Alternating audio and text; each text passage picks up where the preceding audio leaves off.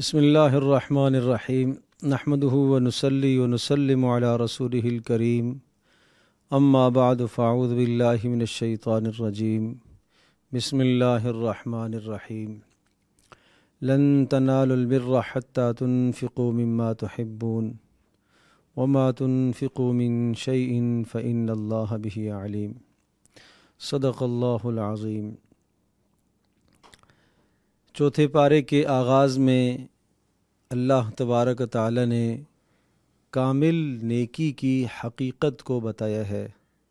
اور یہ مضمون تیسرے پارے میں بھی آ چکا ہے کہ آدمی کو اپنا پسندیدہ اور عمدہ مال اللہ کی راہ میں خرچ کرنا چاہیے، اور یہاں یہ ذکر فرمایا کہ اس وقت تک تم کامل نیکی کو نہیں پا سکتے جب تک اپنی پسندیدہ چیز اور اپنے محبوب مال کو اللہ کی راہ میں نہ خرچ کرو۔ لیکن پھر بھی فرمایا وَمَا تُنْفِقُوا مِنْ شَيْءٍ فَإِنَّ اللَّهَ بِهِ عَلِيمٌ، جو بھی تم خرچ کرو گے اگر اخلاص کے ساتھ کرتے ہو تو اللہ تبارک و تعالیٰ اسے جانتا ہے اور اس پر تمہیں بہترین اجر دے گا۔ جیسا کہ ایک آدمی اپنے مال میں سے وہ مال جو اس کے استعمال میں نہیں ہے خود اب استعمال نہیں کرتا، لیکن وہ مال ناقابل استعمال نہیں ہے، وہ کپڑے، جیسا کہ یہ کہا گیا کہ جب نیا کپڑا آپ بنواؤ تو پرانا صدقہ کر لو، لیکن وہ ایسا ہو کہ وہ پہننے کے قابل ہو، آپ نہیں استعمال کر رہے، آپ کے لیے تو وہ پرانا ہے لیکن کسی دوسرے کے پاس جائے گا تو اس کے لیے نیا ہے۔ تو اس لیے اپنے مال میں سے عمدہ مال خرچ کرنا چاہیے۔ تاہم اگر کوئی آدمی دوسرا مال بھی خرچ کرتا ہے، اعلیٰ درجے کا نہیں ہے، دوسرے درجے کا مال ہے، تو اس پر بھی اللہ تبارک و تعالیٰ اسے اجر عطا فرمائیں گے۔ کل الطعام کان حلا لبنی اسرائیل الا ما حرم اسرائیل، یہود کے پروپگنڈوں سے اور ان کے اشکالات اور اعتراضات سے متاثر نہ ہوں، ایسا کرو گے تو اس سے تمہارا ایمان چلے جانے کا خدشہ ہے۔ یا ایہا الذین آمنوا ان تطیعوا فریقا من الذین اوتوا الکتاب یردوکم بعد ایمانکم کافرین، اگر آپ یہود و نصارہ کی اطاعت کے پیچھے پڑ گئے اور ان کی بات اور ان کا مزاج اور ان کی رعایت رکھنے کے چکر میں اگر آپ پڑ گئے تو کہیں ایسا نہ ہو کہ تمہیں ایمان سے پھیر دیں اور تم ایمان سے پھر جاؤ۔ وَكَيْفَ تَكْفُرُونَ وَأَنْتُمْ تُتْلَى عَلَيْكُمْ آيَاتُ اللَّهِ وَفِيكُمْ رَسُولُهُ، اور یہ کیسے ہو سکتا ہے تمہارے پاس اللہ کا کلام رہبری اور رہنمائی کے لیے موجود ہے، تمہارے پاس پیغمبر صلی اللہ تعالی علیہ وسلم کی سیرت طیبہ موجود ہے، ان دو عظیم و شان ہدایت کے اصولوں کے ہوتے ہوئے تمہیں غیر کی طرف جانے کی کیا ضرورت ہے، تمہیں کسی اور کی طرف دیکھنے کی ضرورت کیا ہے؟ اور جس قبلے کی طرف تم رخ کر کے نمازیں پڑھتے ہو یہ قبلہ سب سے اول قبلہ ہے، اور اس کی اہمیت اور اس کے مقام کو اللہ پاک نے یہاں ذکر فرمایا ہے، اور اس کی عظمت اور مقام میں سے ایک بات یہ ہے کہ اللہ کی بے شمار قدرت کی وہاں نشانیاں ہیں، اور جو وہاں داخل ہو جاتا ہے اسے ہر طرح کا اللہ تبارک و تعالی امن دے دیا کرتا ہے۔ یا ایہا الذین آمنوا اتقوا اللہ حق تقاتہ ولا تموتن الا وانتم مسلمون، دوسرے رکوع میں 3 ہدایات، بڑی اہم اور بنیادی ہدایات اہل ایمان کو دی گئی ہیں۔ پہلی ہدایت ہے تقوی، اللہ کا ڈر اس طرح سے اختیار کرو جیسا کہ اللہ سے ڈرنے کا حق ہے، اور اللہ سے ڈرنے کا حق جب ادا ہوگا کہ جن چیزوں کا اللہ نے حکم دیا ہے ان چیزوں میں سے کوئی بھی چیز ہم سے نہ رہ جائے، اور جن چیزوں سے اللہ نے روکا اور منع فرمایا ہے ان چیزوں میں سے کسی بھی چیز کا کوئی ارتکاب نہ کرے، تو یہ اللہ سے ڈرنے کا حق ہے، یہ تقوی کا حق ہے۔ اتقوا اللہ حق تقاتہ، اس تقوی کا حق ہے جس طرح سے تقوی ہونا چاہیے۔ اور نمبر 2 اعتصام بالکتاب، کہ دنیا میں فلاح اور کامیابی تمہیں جب حاصل ہوگی کہ تم اللہ کی کتاب کے ساتھ مضبوطی سے وابستگی رکھو، اور دن اور رات اور جلوت اور خلوت اور اپنی انفرادی زندگی، اپنی اجتماعی زندگی، اپنی معاشرتی زندگی، عائلی زندگی اور اسی طرح سے معاشرے کے مسائل اور سیاست کے مسائل، زندگی کے تمام شعبوں میں اللہ تبارک تعالیٰ کی کتاب یعنی قرآن مجید، اس کو مضبوطی سے تھام لو، اور اس میں جو قوانین زندگی گزارنے کے دیے گئے ہیں وہ تمہارے لیے بہترین قوانین ہیں۔ وَاعْتَصِمُوا بِحَبْلِ اللَّهِ جَمِيعًا، اللہ کی رسی کو مضبوطی سے پکڑو، اور اللہ کی رسی سے مراد قرآن مجید ہے، اور یقیناً یہ وہ رسی ہے جس میں ٹوٹنے کا تصور نہیں، اس کا ایک سرا اللہ کے ہاتھ میں ہے جس کے چھوٹنے کا تصور نہیں، اور دوسرا سرا آپ مضبوطی سے پکڑ لیں تو یقیناً اللہ پاک آپ کو فلاح اور اللہ پاک آپ کو کامیابیوں سے ہمکنار فرمائے گا۔ اور تیسری بات یہ ہے عدم تفرقہ، آپس میں کسی قسم کے اختلافات نہ ہوں،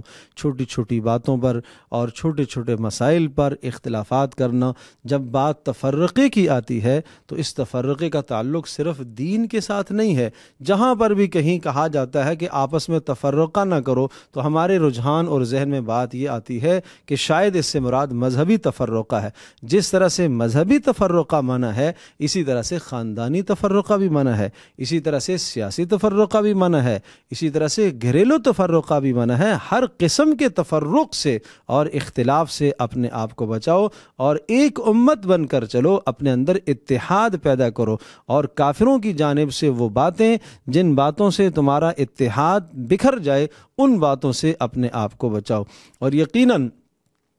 تیسرے رکوع میں یہ سمجھایا کہ یقیناً تمہارا فرض منصبی ہے اللہ پاک کی طرف بلانا، نیکی کا حکم کرنا اور گناہوں سے دوسروں کو روکنا، یہ تم میں سے ہر شخص کا فرض منصبی ہے۔ اور اگر ہر آدمی یہ کام نہ کر سکے تو کم از کم وَلْتَكُمْ مِنْكُمْ أُمَّةٌ يَدْعُونَ إِلَى الْخَيْرِ، ایک جماعت ہر وقت ایسی رہنی چاہیے جو دوسروں کو خیر کی طرف بلائے اور گناہوں سے منع کرے، اس لیے کہ اس امت کی بھلائی اور اس امت کی کامیابی اور اس امت کی خیریت کا راز اسی میں مضمر ہے کہ ہر آدمی اس فرض منصبی کو ادا کرے کہ وہ دوسروں کو خیر کی بات سمجھائے اور دوسروں کو گناہ سے روکنے کی کوشش کرے۔ اور اگر ایسا نہیں کرو گے تو پھر تم اپنے دین سے پھر جاؤ گے۔ اور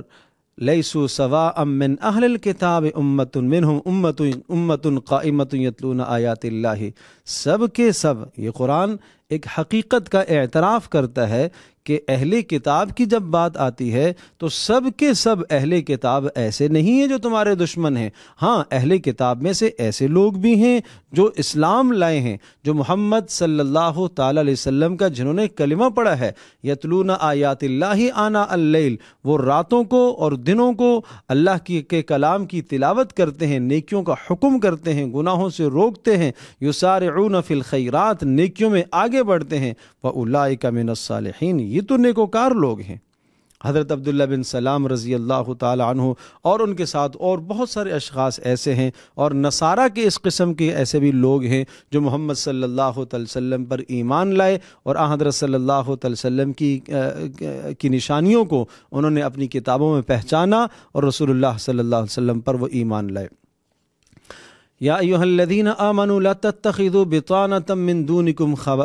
من دونکم لا یألونکم خبالا، یہاں یہ سمجھایا کہ تمہاری ایسے اہل کتاب، یہودی، نصرانی، کفار، ایسے وہ لوگ جو اسلام کے دشمن ہیں، دین کے دشمن ہیں، تمہاری ان سے دوستیاں نہیں ہونی چاہیے، اور وہ تمہارے دلی رازدان نہ ہوں، اپنے دلوں کے راز ان کو مت بتاؤ، اپنی اندر کی حقیقت اور حالات انہیں مت سناؤ، اس سے وہ فائدہ اٹھائیں گے اور وہ تمہیں نقصان پہنچائیں گے۔ فرمایا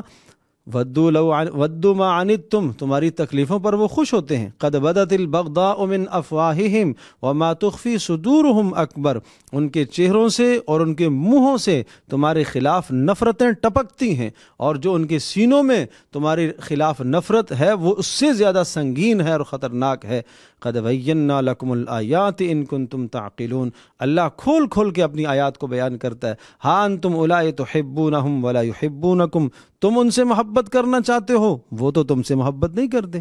وَتُؤْمِنُونَ بِالْكِتَابِ كُلِّهِ، تم تو ان کی کتابوں کو مانتے ہو، تم تورات پر ایمان رکھتے ہو، انجیل پر ایمان رکھتے ہو، زبور پر ایمان رکھتے ہو، آسمانی صحائف پر ایمان رکھتے ہو اور گزشتہ رسولوں کو مانتے ہو، لیکن وہ تمہاری کتاب پر ایمان نہیں رکھتے، وہ تمہارے رسول کو نہیں مانتے۔ وَإِذَا لَقُوكُمْ قَالُوا آمَنَّا، ہاں ظاہراً تمہارا دوست بننا چاہتے ہیں اور ظاہر میں تمہارے ساتھ ہمدردیاں ظاہر کرتے ہیں، لیکن وَإِذَا خَلَوْا عَضُّوا عَلَيْكُمُ الْأَنَامِلَ مِنَ الْغَيْظِ، لیکن جب وہ تنہائی میں ہوتے ہیں تو پھر وہ دانت پیس رہے ہوتے ہیں غصے سے، اور آپ کہہ دیجئے قُلْ مُوتُوا بِغَيْظِكُمْ، اپنے غصے میں مر جاؤ، ان اللہ علیم بذات الصدور۔ اور ایک حالت ان کی اور عادت کی ذکر فرمائی، ان تمسسکم حسنۃ تسؤہم، اگر تمہیں کوئی اچھائی ملتی ہے، تمہیں کوئی فتح ملتی ہے، کامیابی ملتی ہے، تو اس فتح پر اور کامیابی پر یہ کافر رنجیدہ ہوتے ہیں، پریشان ہوتے ہیں، اور اگر تمہیں کوئی مصیبت پہنچتی ہے تو اس پر وہ خوش ہوتے ہیں۔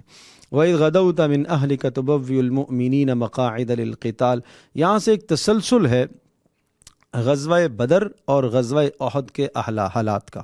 اور یہ نصف سپارے تک اور اس سے کچھ آگے تک کا حصہ ہے جو مکمل کے مکمل ان دونوں غزوات کی بڑی تفصیل سے تشریح کی گئی ہے، اور ان غزوات کے نتیجے میں ہونے والے جو سبق ہیں وہ پوری امت مسلمہ کو دیے گئے ہیں۔ اور غزوہ بدر سے یہ سمجھایا گیا کہ کس طرح سے کمزوروں کو اللہ پاک نے غالب فرمایا، اور وہ 313 نہتے جو تھے اللہ پاک نے ان کو 1000 کم و بیش کی تعداد پر کس طرح سے اللہ پاک نے غالب فرمایا۔ توکل اللہ کی ذات عالی پر، اسباب پر نہیں تھا، اللہ کی ذات عالی پر بھروسہ تھا، رسول اللہ صلی اللہ علیہ وسلم کی اطاعت اور فرم برداری تھی، آپس میں شیر و شکر تھے۔ اللہ تبارک و تعالیٰ نے ان خوبیوں کی بنیاد پر اللہ پاک نے ان کو غالب فرمایا، اور ساتھ ساتھ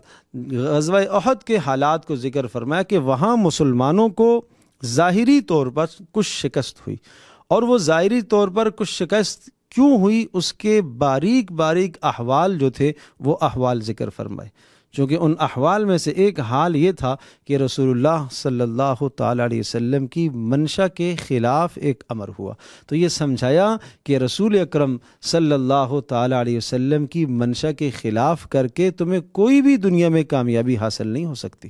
گویا کہ غزوہ بدر اور غزوہ احد ان دونوں کے حالات کو ذکر کر کے یہ سمجھایا۔ غزوہ بدر میں دیکھا اللہ کی مدد کیسے آئی، 100% آپس میں باہمی اتحاد و اتفاق اور رسول اللہ صلی اللہ تعالی وسلم کی خوشنودی اور اطاعت پر جمے ہوئے تھے، اور غزوہ احد کے اندر صرف ایک جگہ پر رسول اللہ صلی اللہ علیہ وسلم کی منشا کے خلاف ہوا، تو اللہ تبارک تعالیٰ نے اس فتح کی ہوئی جنگ کو اور اس حالت کو اللہ پاک نے شکست میں بدل دیا، اور مسلمانوں کو جانی سخت نقصان کا سامنا کرنا پڑا۔ تو یہ سمجھایا کہ رسول اللہ صلی اللہ علیہ وسلم کی اطاعت سے نکل کر تم دنیا میں کہیں بھی کامیابی نہیں پا سکتے۔ اور پھر ان لوگوں کی فضیلت اور ان کے دل جوئی کے لیے بھی یہ ارشاد فرمایا کہ جن سے غزوہ احد کے اندر کچھ غلطی ہو گئی ہے، تو فرمایا فَبِمَا رَحْمَةٍ مِّنَ اللَّهِ لِنْتَ لَهُمْ وَلَوْ كُنْتَ فَظًّا غَلِيظَ الْقَلْبِ لَانفَضُّوا مِنْ حَوْلِكَ فَاعْفُ عَنْهُمْ وَاسْتَغْفِرْ لَهُمْ وَشَاوِرْهُمْ فِي الْأَمْرِ۔ اے نبی، اللہ پاک نے آپ کو مہربان بنایا، اللہ نے آپ کو نرم بنایا ہے، لہٰذا ایسا نہ ہو کہ ان کی غلطی کی وجہ سے ان سے اس قدر آپ اعراض کر لیں کہ ان کے دل دکھیں اور ان کے دل ٹوٹ جائیں۔ نہیں، اپنے معاملات میں ان کو ساتھ شریک کریں اور مشاورت میں آپ ان کو اپنے ساتھ لیں اور ان کے لیے استغفار کریں اور ان کو آپ درگزر کریں۔ یہ صحابہ کے فضائل اور مناقب ذکر فرمائے، اور پھر فرمایا فَإِذَا عَزَمْتَ فَتَوَكَّلْ عَلَى اللَّهِ، بھروسہ آپ کو اللہ کی ذات عالی پر، نہ کسی کی تعداد پر، نہ کسی کے ظاہری اسباب پر، نہ کسی اور شے پر، بھروسہ صرف آپ کو اللہ کی ذات عالی پر بھروسہ کرنا ہے۔ لقد من اللہ، احسان عظیم اللہ کا کہ اللہ پاک نے تمہیں عظیم الشان رسول محمد صلی اللہ علیہ وسلم کی صورت میں عطا فرمایا، اور اسی رسول کی اتباع میں تمہاری کامیابی ہے، ورنہ رسول اللہ صلی اللہ علیہ وسلم کی بعثت سے پہلے تو تم گمراہی میں مبتلا تھے، اور اللہ پاک نے تمہاری تمہاری مدد فرمائی رسول اللہ صلی اللہ علیہ وسلم کی برکت سے۔ الذین استجابوا للہ والرسول، اور وہ لوگ جو اللہ اور اس کے رسول کے حکم کو ماننے کے لیے ہر وقت تیار رہتے ہیں، ہر وقت اللہ اور اس کے رسول کے حکم پر لبیک کہتے ہیں، ان کے لیے بہت بڑا اجر، اس اجر کا فیصلہ سنایا۔ وَلَا يَحْسَبَنَّ الَّذِينَ يَبْخَلُونَ بِمَا آتَاهُمُ اللَّهُ مِنْ فَضْلِهِ هُوَ خَيْرًا لَهُمْ بَلْ هُوَ شَرٌّ لَهُمْ۔ جہاں دین کے معاملے میں اللہ کی راہ میں مال خرچ کرنے کی ضرورت پیش آ جائے اور وہاں اگر کوئی آدمی مال نہ خرچ کرے، بخل سے کام لے، مال کو سمیٹ کر اپنے پاس رکھے، وہ ہرگز یہ نہ سمجھے کہ یہ مال خرچ نہ کر کے، مال کو سمیٹ کر رکھ کر اپنے لیے کوئی خیر جمع کر رہا ہے، کہا یہ خیر نہیں ہے، ہوا شر لہم، یہ شر ہے، یہ اس کے لیے برائی ہے۔ سیطوقون ما بخلوا بہ یوم القیامہ، قیامت کے دن یہ گلے میں توق بنا کر ڈالا جائے گا۔ اور تمہیں اللہ کی راہ میں مال خرچ کرنے سے کیوں تأمل ہوتا ہے؟ وَلِلَّهِ مِيرَاثُ السَّمَاوَاتِ وَالْأَرْضِ، آسمان و زمین کی سب میراث، سارا مال اللہ ہی کا ہے، تو پھر اللہ ہی کا دیا ہوا مال اللہ کی راہ میں خرچ کیا کرو۔ لَقَدْ سَمِعَ اللَّهُ قَوْلَ الَّذِينَ قَالُوا، یقیناً اللہ پاک نے ان لوگوں کی بات کو بھی سنا، یعنی یہودیوں نے، جنہوں نے اسلام اور مسلمانوں کے ساتھ استہزاء کیا، مذاق اڑایا۔ جب بات آئی کہ اللہ کی راہ میں مال خرچ کرو تو یہ کہنے لگے اللہ فقیر ہو گیا کیا؟ تو فرمایا اللہ پاک نے ان کی بات کو سنا اور اللہ پاک ان کو اس جرم کی سزا اور اس جملے کی اللہ ان کو سزا دے گا۔ اور پھر اہل ایمان کو یہ سمجھایا لَتُبْلَوُنَّ فِي أَمْوَالِكُمْ وَأَنفُسِكُمْ، تمہارے لیے یہ آزمائشیں ہیں، کبھی تمہیں مال خرچ کرنے کا حکم ہے، یہ امتحان ہے، کبھی تمہارے کسی عزیز کا انتقال ہو گیا، کبھی اللہ کی راہ میں شہادت ہو گئی، جیسا کہ غزوہ احد کے اندر تمہارے ساتھی 70 صحابہ کرام رضی اللہ عنہم اجمعین وہ شہید ہوئے، یہ تمہارے لیے آزمائشیں ہیں۔ اور پھر فرمایا یہ جو یہودیوں نے کہا ہے کہ اللہ فقیر ہو گیا اور ہم غنی ہیں، کہ اس قسم کی باتیں تو تم سنتے رہو گے، یہ تو قیامت تک ہوتا رہے گا، تمہارے دین کا استہزاء کرتے رہیں گے، تمہارے نبی کا بھی استہزاء کرتے رہیں گے اور اس قسم کے شوشے چھوڑتے رہیں گے۔ اس قسم کی بیہودہ باتیں تو یہودیوں سے، نصرانیوں سے اور دشمنان اسلام سے تم سنتے رہو گے، لیکن حل کیا ہے؟ حل یہ بتایا وَإِن تَصْبِرُوا وَتَتَّقُوا فَإِنَّ ذَلِكَ مِنْ عَزْمِ الْأُمُورِ، تمہیں تو دین پر جمنا ہوگا۔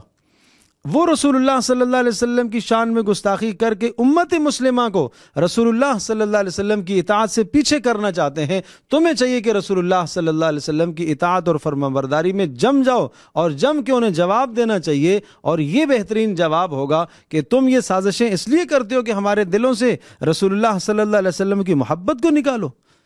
وَتَتَّقُوا، اور تمہیں ہر وقت گناہ سے بچنا چاہیے، رسول اللہ صلی اللہ علیہ وسلم کی مخالفت سے بچنا چاہیے۔ اس کے بعد سورہ آل عمران کی آخر کی وہ آیات، جن آیات بینات میں اللہ پاک نے ان دعاؤں کو ذکر فرمایا، جس طرح سے سورۃ البقرہ کے آخر میں دعائیہ کلمات تھے، اسی طرح سے سورہ آل عمران کے آخر میں بھی دعائیہ کلمات ہیں۔ اور وہ بلند ترین مقام رکھنے والے لوگ جو ان کلمات سے دعا کرتے ہیں، سبحانک فقنا عذاب النار، کائنات کو دیکھتے ہیں، کہتے ہیں اے اللہ تو نے اس کو بیکار نہیں بنایا، اے اللہ ہم تیری پاکی کا اقرار کرتے ہیں، اے اللہ ہمیں جہنم سے بچا لے، ربنا انک من تدخل النار فقد اخزیتہ، اے اللہ جس کو تو نے دوزخ میں داخل کیا وہ تو بڑا رسوا ہو گیا اور ظالموں کا کوئی مددگار نہیں۔ اے اللہ ایک پکارنے والے نے پکارا، یعنی محمد صلی اللہ علیہ وسلم نے ایمان کی دعوت دی اور انہوں نے کہا کہ آمنوا بربکم، ایمان لاؤ، تو ہم ایمان لائے۔ اے اللہ اس ایمان کے بدلے میں ہمارے گناہوں کو درگزر فرما، معاف فرما۔ کیا فرمایا؟ فَاسْتَجَابَ لَهُمْ رَبُّهُمْ، اللہ پاک نے ان کی دعا کو قبول کر لیا۔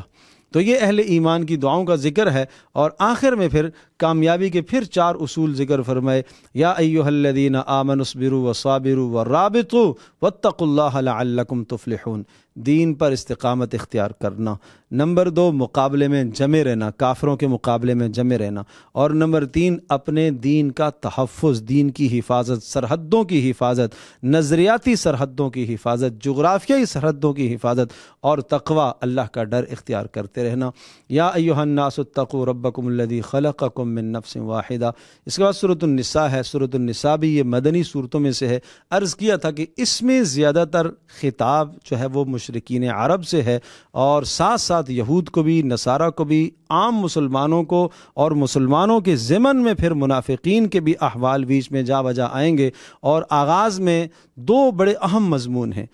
کمزور طبقوں کا خیال رکھو، کمزور طبقے میں عورتوں کے حقوق، اور نمبر 2 یتیموں کے حقوق۔ تو عورتوں کے حقوق بھی بڑے اہمیت کے ساتھ عورتوں کے حقوق ذکر فرمائے، اور وہ یہ کہ عورت کو معاشرے میں ایک اہمیت حاصل ہے، اور وہ ایک اپنی شخصیت کی خود مالکہ ہے، اور اسی طرح سے نکاح کے احکام سنائے۔ اور اگر کوئی آدمی ایک سے زیادہ شادیاں کرتا ہے تو تعدد ازواج کے لیے ضروری ہے کہ باہمی عدل و انصاف سے کام لے، 2 بیویاں، 3 بیویاں، 4 کی اجازت ہے، لیکن اسی صورت میں کہ جب وہ عدل و انصاف سے کام لے، اور جو وہ مہر مقرر کرتا ہے اس مہر کی ادائیگی وہ لازم اور فرض کا درجہ ہے۔ کسی بھی صورت میں مہر کی ادائیگی سے اپنے آپ کو، اپنی جان چھڑانا، یہ ایک اچھے مردوں کا کام نہیں ہے۔ اس کمینہ پن سے اپنے آپ کو بچانا چاہیے، اور ساتھ ساتھ ضعفاء اور اسی طرح سے معاشرے میں جو یتیم ہیں ان کے حقوقوں کو بیان فرمایا کہ ان کے مالوں کا بھی تحفظ کیا کرو۔ اور پھر میراث کے 16 احکام یہاں پر اللہ پاک نے ذکر فرمائے، یوصیکم اللہ فی اولادکم للذکر مثل حظ الانثیین۔ چونکہ عورت اور مال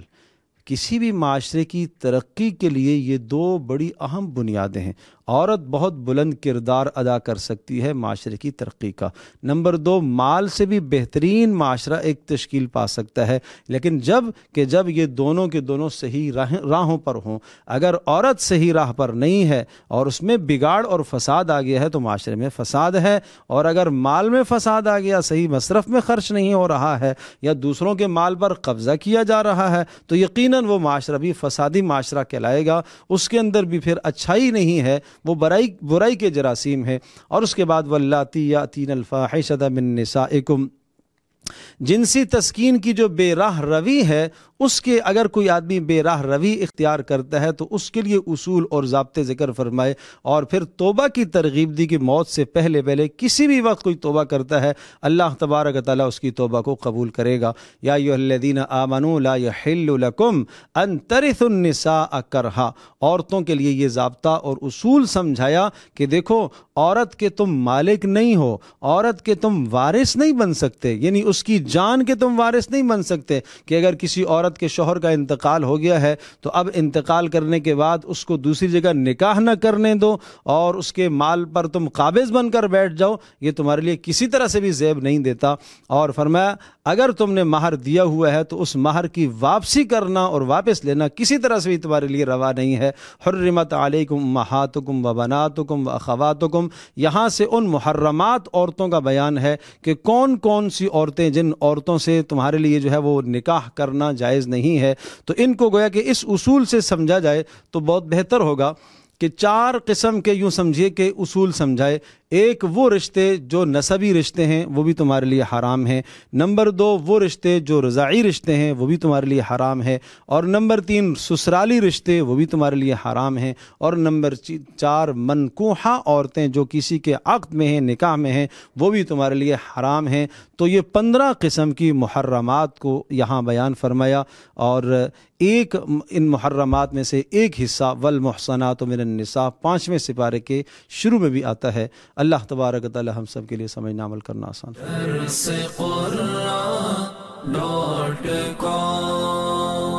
www.darsequran.com